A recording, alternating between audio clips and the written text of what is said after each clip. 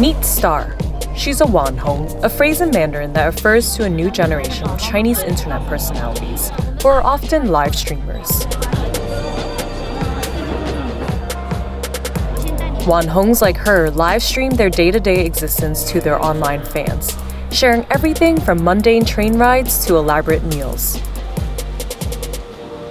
当时是我接触这个直播的时候是一个机缘巧合，接触了这个尖子以后，感觉自己还蛮喜欢的，可以认识很多的朋友，接触很多人，然后就选择了做这个行业。很多人对主播有一个误解，就是觉得主播的工作就是只是就是坐在一起陪别人聊聊天，然后就会有很高的收入，但是其实做主播是很辛苦的。很多人都觉得看着你光鲜亮丽的外表下，每天打扮得漂漂亮亮的，然后看着是在游山玩水一样。其实很多人不知道，我们每天就是说，为了给你找一个景点，我们多早就要起床，然后准备怎样，然后去挤地铁，然后去到这个景点，然后的话，可能在这个直播的过程当中还会。哦，你好高啊！对，从哪里？我跟你站在一起，看不到最萌身高的。在广州的，我们那里。Star started live streaming in 2018 in an industry that's already saturated and fiercely competitive. Though only 6 months in, she's already amassed a fan base of 12,000 regular followers. 我希望的是把我的频道做的是更像家人、更像朋友一样相处。现在固定留下来的粉丝并不算太多，因为他们在每一个不同的时期，就是都给了我不同的那种支持和帮助。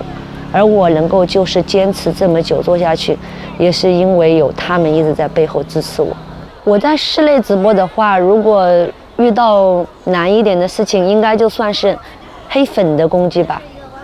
因为在这一个行业的话，有时候其实就类似于有点像演艺圈一样，你会遇到就是各种各样的人攻击你。比如说你跟哪一个粉丝的关系比较好，亲近一些，然后就会有一些谣传谣言出来。